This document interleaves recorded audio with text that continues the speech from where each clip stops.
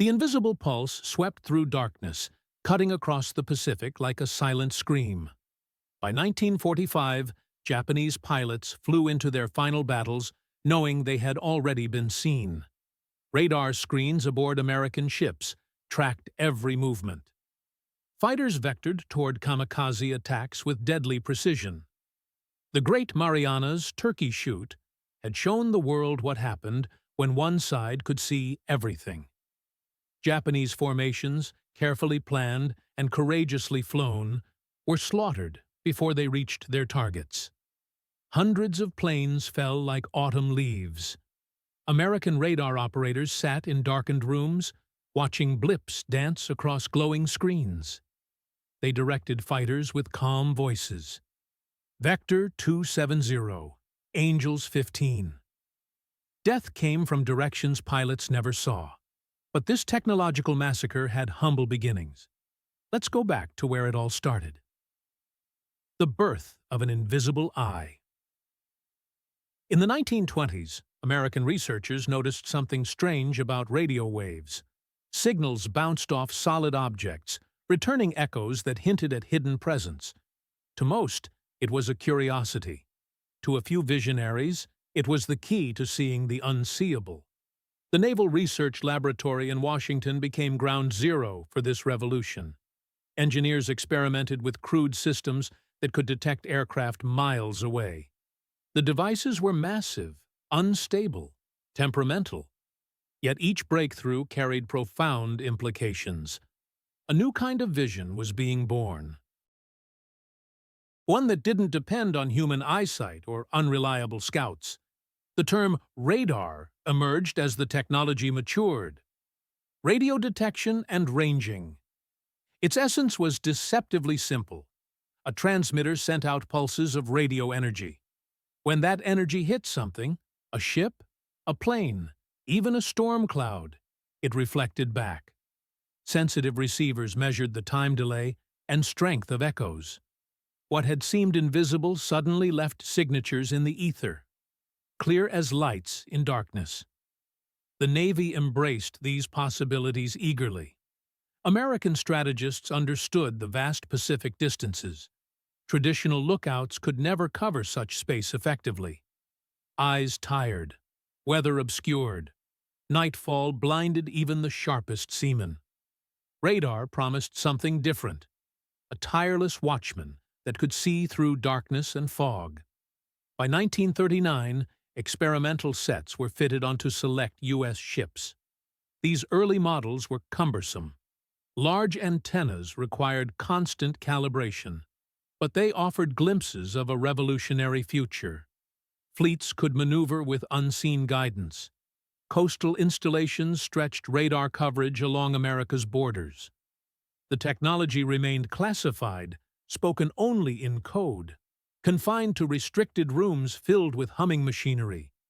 Most sailors had no idea such devices existed. For officers who knew, radar represented an entirely new dimension of warfare. Naval battles had traditionally depended on line of sight, flares, chance encounters. Now, commanders could plot courses based on echoes detected over the horizon. They could anticipate enemy movements, track incoming bombers, direct fighters toward unseen targets. The concept was intoxicating. Its potential would remain untested until the Pacific erupted, when confidence ruled the waves. Meanwhile, across the Pacific, a different philosophy dominated naval thinking. In the late 1930s, the Imperial Japanese Navy stood at the height of confidence. Admirals and strategists believed they possessed the most disciplined sailors, the most daring pilots, the most fearsome fleet of carriers the world had seen. Their doctrine emphasized speed, precision, and above all, surprise. A strike delivered with ruthless swiftness would overwhelm opponents before defenses could organize. The Japanese High Command saw themselves as inheritors of ancient warrior tradition, guardians of a modern industrial empire ready to crush Pacific resistance. Victory seemed to hinge on spirit, discipline, and initiative. Not on technology they didn't understand. The Pacific Ocean was an immense stage where vision determined survival. Fleets that could see first had the chance to strike first.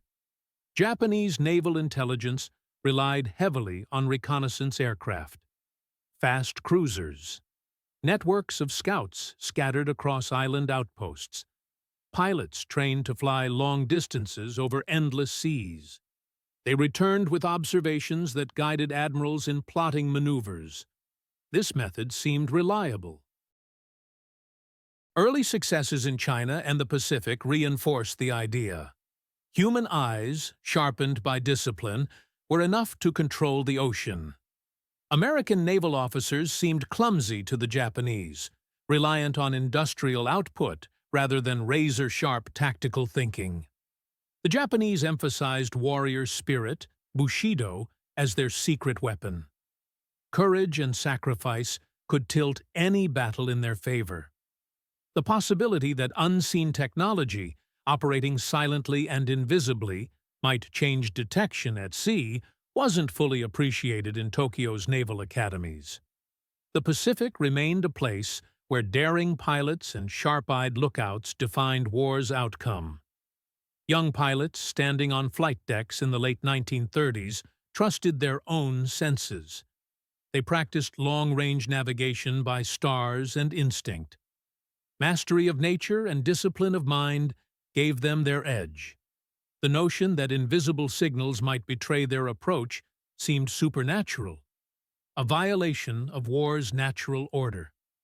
To them, the sky was vast and empty, the ocean endless.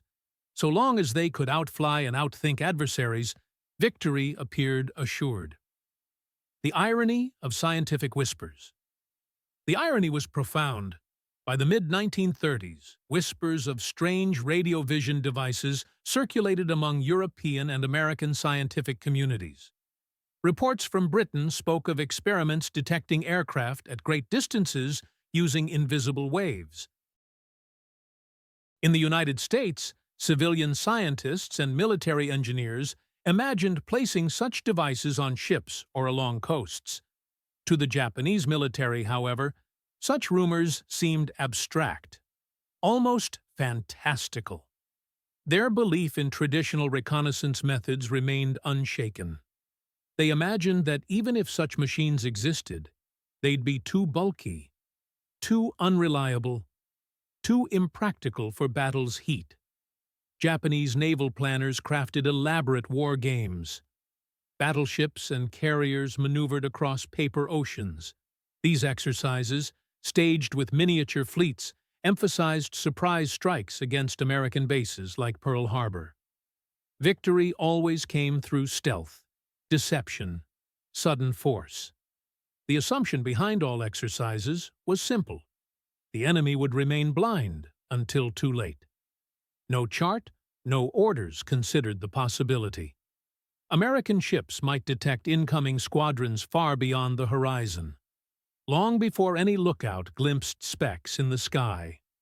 Japanese military culture held certain disdain for over-reliance on machines. Human determination was prized above technical contraptions. This attitude wasn't unique to Japan. Many navies initially underestimated radar's potential, but in Tokyo, cultural emphasis on spirit over circuitry created a blind spot. While American scientists labored quietly to refine radar, Japanese officers doubled down. Courage, endurance, and training would always outweigh gadgets. This confidence wasn't entirely misplaced initially.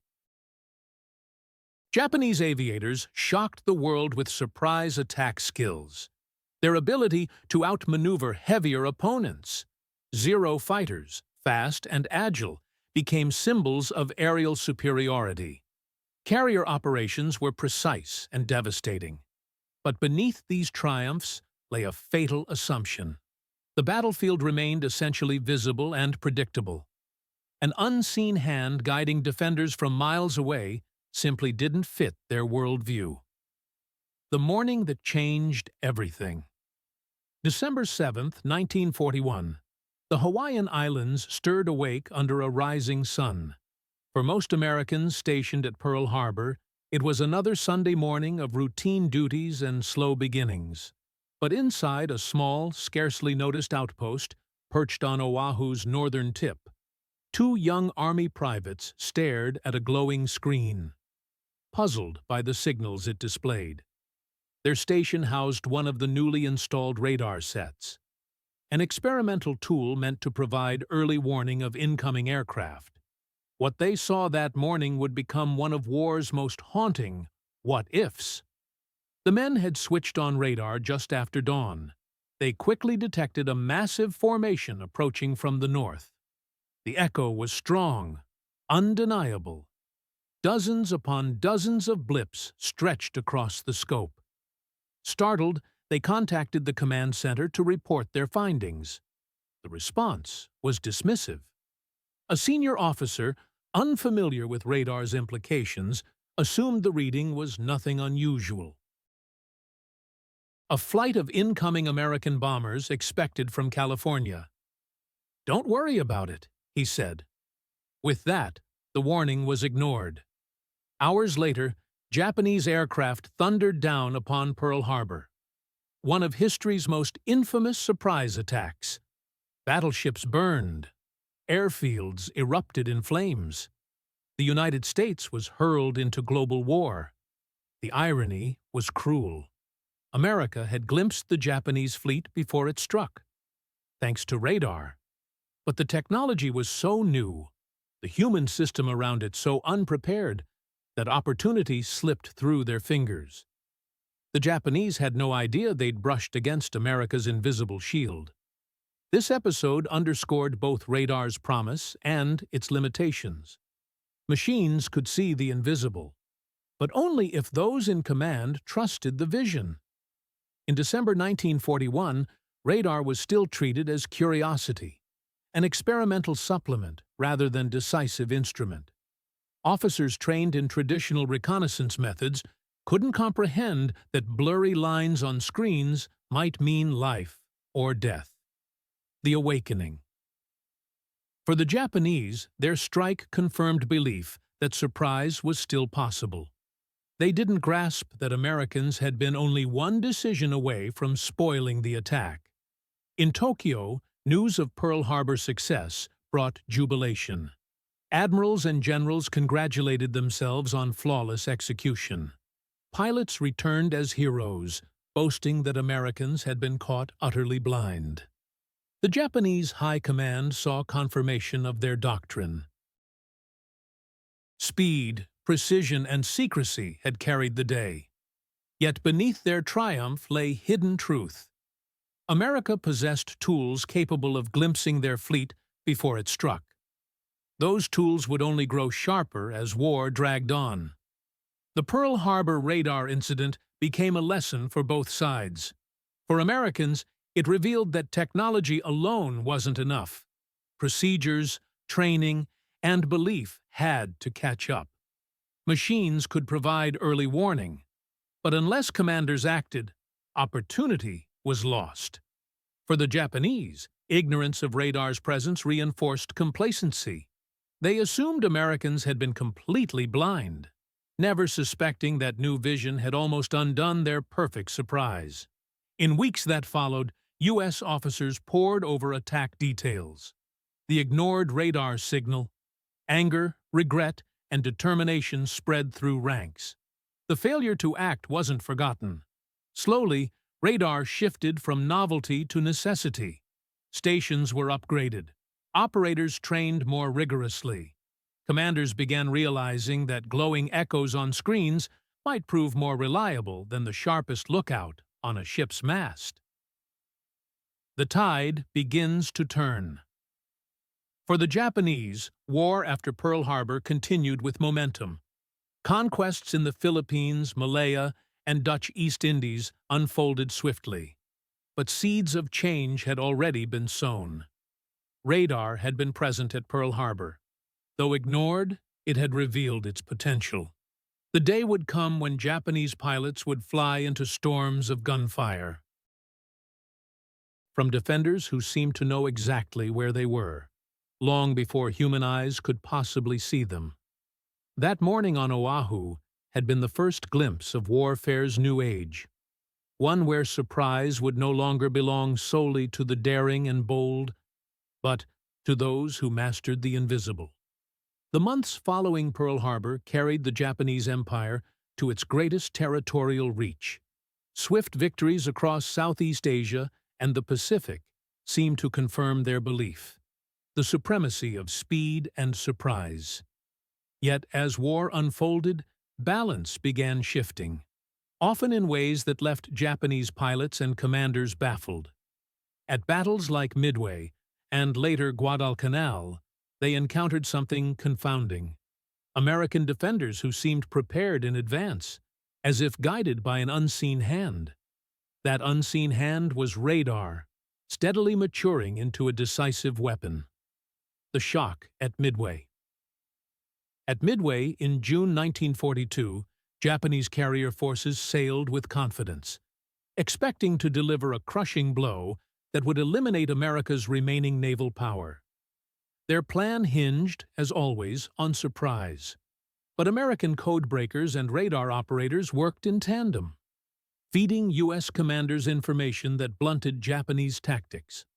Radar stations on Midway Island detected incoming raids early, giving defenders precious minutes to scramble fighters and ready anti-aircraft guns. Japanese pilots, who believed they approached undetected under cover of distance and cloud, were stunned to meet prepared opposition. The battle turned into disaster for Japan. 4 carriers lost. Though code-breaking played a central role, radar's contribution was a harbinger of future shocks, alerting defenders before attackers could strike. Night becomes the enemy. Later at Guadalcanal, radar's significance became even clearer. The Solomon Islands campaign was brutal attrition, fought in jungle airstrips, on turbulent seas, under cover of night. Japanese air crews repeatedly launched raids against Henderson Field, expecting to catch American planes on the ground. Instead, radar units on the island routinely spotted them coming. American defenders scrambled aircraft in time to meet raids head-on. To Japanese pilots, it seemed uncanny. How could the enemy always be ready? Their carefully timed night approaches, designed to exploit darkness, were foiled again and again. Even more unnerving were naval engagements. Traditionally, night battles favored the Japanese. Their crews were trained for nocturnal operations. Ships carried deadly torpedoes, designed for surprise strikes under darkness cover. In earlier clashes, this gave them the edge. But as U.S. warships began carrying radar, tables turned. American destroyers and cruisers could track Japanese vessels long before visual contact. In chaotic nighttime melees, radar-directed gunfire struck targets that Japanese officers hadn't even glimpsed. Suddenly, night's cloak no longer guaranteed safety. The psychological breaking point. The psychological impact was profound. Pilots trained to exploit weather and darkness now faced an enemy who seemed to pierce both. Reports filtered back from the front. American fighters intercepting raids through heavy cloud banks. Anti-aircraft fire opening with uncanny accuracy. Surface ships maneuvering with precision in total blackness. To many Japanese ranks, it seemed Americans possessed supernatural senses. Few understood radar's true mechanics. Rumors spread that the enemy had developed strange new detection methods, perhaps using invisible light or mysterious listening devices. The transformation of naval warfare reached its most dramatic expression at night. For centuries, darkness had cloaked fleets and concealed movements. The Imperial Japanese Navy, more than any other, embraced night as ally. Their doctrine emphasized surprise torpedo attacks under darkness cover. Sailors were rigorously trained in nocturnal navigation and gunnery. Throughout early war months, This specialization allowed them to outfight American ships in several night clashes. But by late 1942 and into 1943, a silent revolution was underway. American vessels began arriving equipped with radar sets that could see through blackness, turning night into a killing ground where Japan's advantage dissolved. Guadalcanal's deadly waters. The waters off Guadalcanal became the proving ground for this shift. At first, Japanese destroyers and cruisers executed daring night raids, slipping close to American positions and launching deadly long-lance torpedoes with devastating effect. Yet gradually, U.S. warships began responding differently. Instead of being caught unaware, they maneuvered as if guided by some unseen map. Radar operators below deck traced arcs of light across scopes, marking enemy vessel positions long before lookouts could see them. Commanders issued precise orders based not on flares or searchlights, but on steady reports of invisible signals. The effect in battle was stunning. In the naval battle of Guadalcanal in November 1942, radar-equipped American ships opened fire on Japanese vessels before the Japanese knew they'd been spotted. Guns roared into night, striking targets invisible to naked eye. Japanese officers were bewildered, forced to fight blind against an enemy with otherworldly directional sense. What had been their domain, the night sea, was turning against them. For sailors and pilots accustomed to darkness as shield, the realization was unnerving. Stories circulated of American ships firing accurately without illumination, of destroyers steering directly toward Japanese formations hidden by distance and night. Pilots reported approaching targets only to be met by anti-aircraft fire the moment they drew near, as if their arrival had been anticipated down to the minute. In whispered conversations, some Japanese speculated about sorcery or secret listening devices. Few understood radar's true power. America masters the dark. Americans, meanwhile, refined the art of radar-directed combat. Special roles emerged aboard ships: radar plotters, fighter directors, control officers who translated glowing arcs into actionable commands. The bridge of a U.S. cruiser in night battle became a hive of activity. Commanders relied less on their own eyes and more on calm voices relaying bearings and distances from radar rooms below. With each engagement, their confidence grew. Darkness was no longer an enemy. It had become a partner. The psychological shift was as important as the tactical one. American sailors who once dreaded night encounters began welcoming them. Knowing their technology gave decisive edge. Japanese forces, conversely, grew increasingly anxious. What had been a point of pride, their night-fighting skill, now became a source of dread. Officers reported higher stress among crews who feared the unseen reach of radar-guided gunnery. The very environment they'd mastered was slipping from their control. The shift also extended to skies. By 1943, radar-equipped American night fighters were intercepting Japanese bombers under darkness cover. Ground-based radar stations guided them directly to targets, allowing ambush of bombers that believed themselves invisible.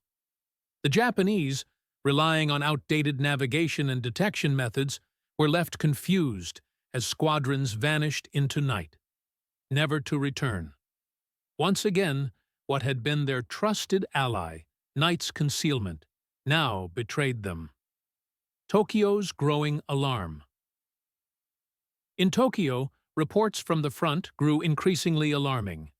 Admirals and commanders began acknowledging that Americans possessed some form of advanced detection. This was robbing Japan of one of its most cherished advantages. Yet attempts to counter this technology lagged behind. Japan's industrial base was strained. Resources were scarce. The expertise needed to replicate American radar was limited. As a result, the gap widened. With each night battle, Japanese forces paid the price. The mastery of radar during nocturnal clashes marked a turning point in the Pacific War. It wasn't merely a matter of machines, but of perception itself. To the Japanese, Americans seemed to have stolen the night from them, transforming it into a battlefield where hunter became hunted.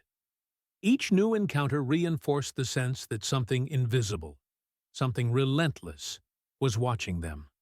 And as war dragged on, that invisible watcher only grew stronger. The web expands.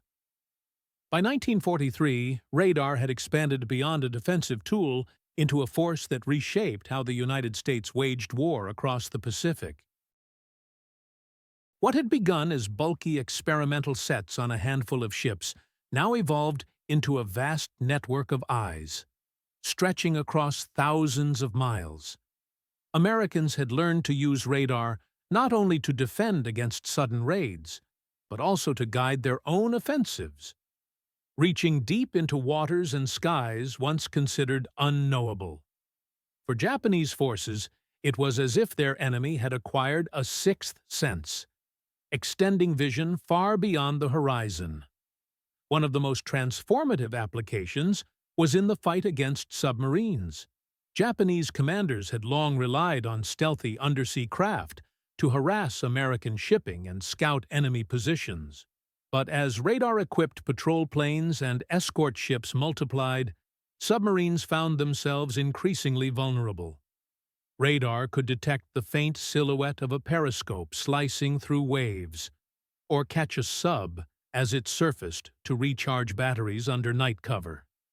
Aircraft that once would have flown blindly over open ocean were now guided by radar to exact locations, dropping depth charges with deadly accuracy. For Japanese submarine crews, the ocean's vastness no longer promised safety. Equally important was the guidance radar provided to bombers. Long-range missions over the Pacific involved hours of flying across featureless seas. Even slight navigation errors could mean disaster. Radar navigation solved this problem.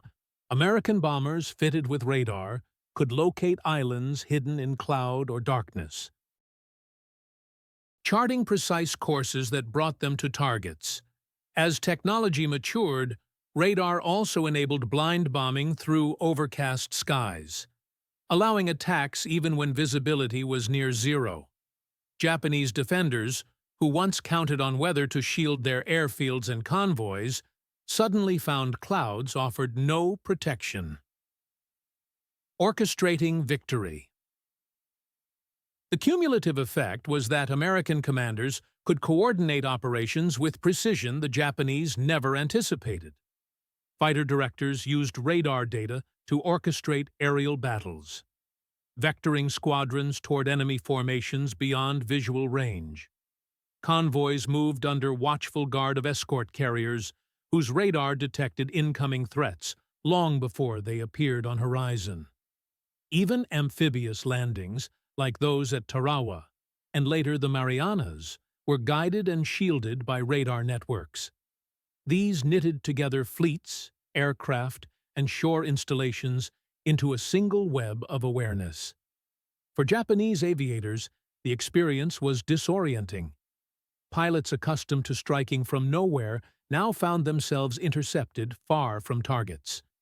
Convoys they thought hidden were met by swarms of American planes, seemingly conjured from thin air. Reports circulated of Japanese formations detected and destroyed before they ever glimpsed opponents. It seemed Americans no longer relied on luck or chance. They simply knew. The radar advantage also reshaped strategy at highest levels. Admirals who once agonized over ambush risk began planning bold thrusts deep into enemy territory, confident that radar coverage would reveal threats in time. American ships sailed into contested waters with growing assurance, while Japanese fleets shrank back, increasingly wary of unseen detection. The initiative in the Pacific, once Japan's, shifted inexorably to the United States. Perhaps most striking was the change in perception among ordinary sailors and airmen. Radar became an unseen comrade, a constant companion whose quiet pulses provided reassurance in darkest hours. Men who might once have felt blind and vulnerable at night now trusted the voices of radar operators guiding them. This trust built morale and reinforced belief that technology itself was tilting war in their favor. For the Japanese, the opposite occurred. Confidence eroded as they faced an enemy whose awareness seemed supernatural. Japan's desperate scramble. By the middle of 1943, Japanese commanders could no longer deny that Americans had developed technology that fundamentally altered war's nature. Reports from every front told the same story. Raids intercepted in total darkness. Bombers shredded before reaching targets. Surface ships outmaneuvered at night by opponents who seemed to know their exact positions. The truth was dawning on Tokyo. Radar was real, powerful, and devastating. Yet acknowledgement didn't guarantee salvation. Japan's attempts to catch up were plagued by delay, scarcity, and confusion. Japanese scientists hadn't been wholly ignorant of radar's potential. As early as the late 1930s, researchers in Japan experimented with radio detection. By 1941, they'd developed primitive sets capable of detecting aircraft. But unlike the United States or Britain, Japan lacked the industrial base to mass-produce these devices quickly. Worse, the military hierarchy had been slow to prioritize radar, dismissing it as secondary to carriers, aircraft, and submarines. When war began, radar research was still a backwater, starved of funding and attention. Once the scale of America's radar advantage became undeniable, Japan scrambled to respond. Laboratories worked to refine prototypes. Small numbers of sets were installed on warships or positioned along coasts. Yet the equipment was crude and often unreliable. Japanese radar lacked the range and resolution of American systems. Frequent breakdowns frustrated operators. Training was another obstacle. Radar required skilled technicians to interpret echoes and guide forces. But Japan couldn't spare the time or manpower to cultivate such specialists. Many operators were rushed into service with minimal preparation, leading to misinterpretations and wasted opportunities. Field commanders, too, struggled with trust. Accustomed to relying on human lookouts and seasoned aviator instincts, they often doubted the strange signals delivered by new machines. In some cases, radar warnings were ignored or misread, echoing the very mistakes Americans had made at Pearl Harbor. But while the United States corrected those errors swiftly, Japan lacked both infrastructure and confidence to institutionalize radar as defense centerpiece. Meanwhile, American radar grew more advanced with each passing month. Sets became smaller, more powerful, more accurate. They appeared not just on battleships and carriers, but also on destroyers, submarines, and even individual aircraft. The gap widened relentlessly. The technological abyss. Japanese engineers tried to bridge it, but shortages of critical materials crippled production. High-quality vacuum tubes were scarce. Bombing raids on Japanese industry further hampered efforts, scattering research and destroying precious facilities. Captured examples of American radar shocked Japanese scientists. When they examined downed aircraft or salvaged wreckage, they found components far more sophisticated than their own. It was clear the enemy had invested vast resources and talent into perfecting the technology. Yet by then, Japan's ability to respond was strangled by dwindling resources, overstretched supply lines, and a war already slipping away. The frustration of Japanese aviators was palpable. They flew missions under assumptions of stealth, only to be met by interceptors guided unerringly to their positions. They attempted night strikes only to be ambushed before reaching objectives. For a culture that prized surprise and precision, it was humiliating. Pilots began speaking openly of an enemy who fought with eyes in the dark. The mystique of Japanese invincibility, cultivated so carefully in pre-war years, was eroding in the face of this invisible opponent. In Tokyo, debates raged within high command. Some argued for a crash program to develop and deploy radar widely. Others insisted resources must remain concentrated on aircraft production and defensive fortifications. The compromise that emerged pleased no one. Radar development continued, but at a pace too slow to change war's course. By the time modest networks of Japanese radar stations dotted the home islands, the American advance had already swept across the Pacific. Tightening its grip, the futility of Japan's radar race became increasingly clear. For every handful of sets they managed to install, Americans deployed hundreds. For every operator Japan trained, the U.S. trained dozens, supported by standardized procedures and vast logistical networks. The technological contest was hopelessly one-sided.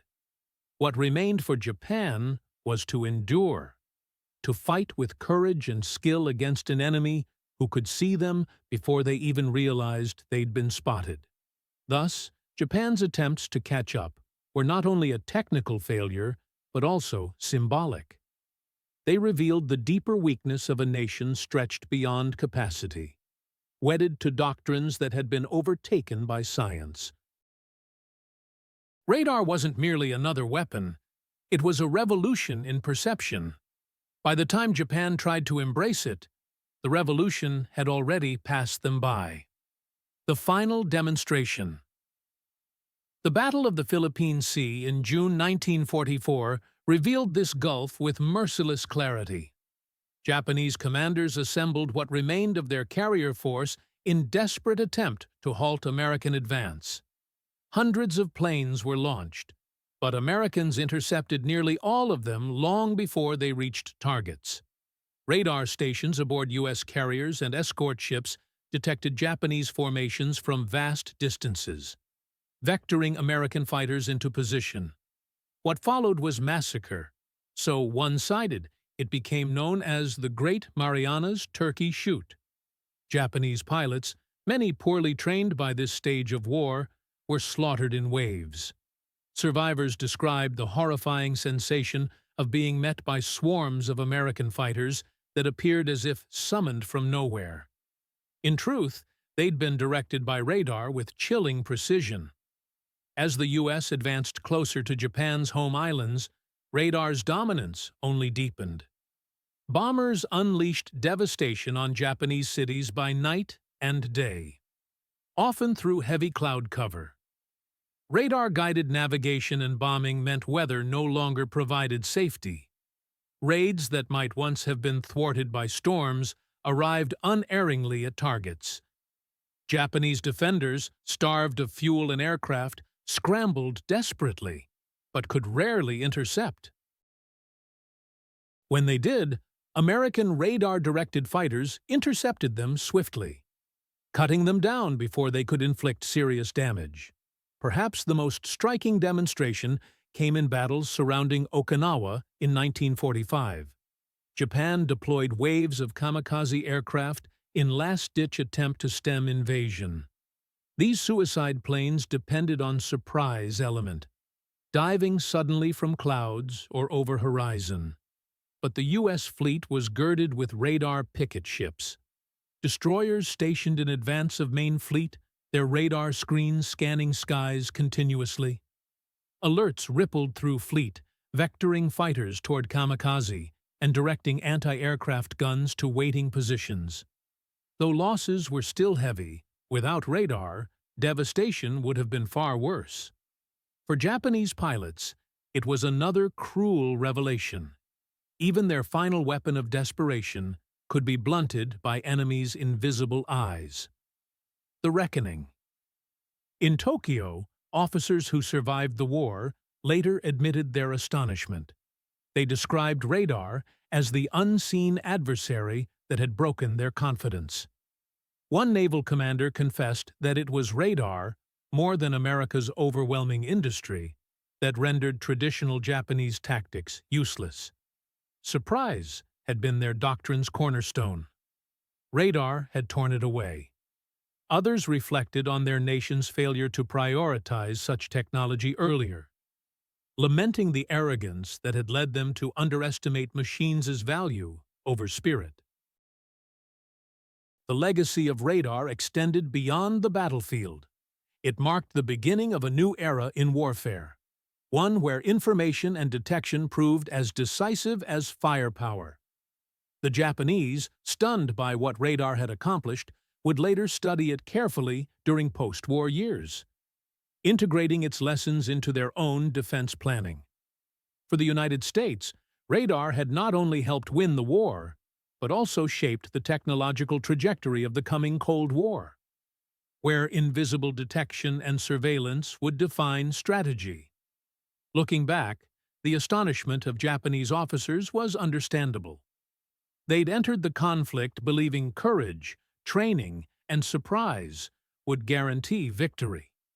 They left it having witnessed how invisible signals, pulsing silently through the ether, could overturn centuries of naval tradition.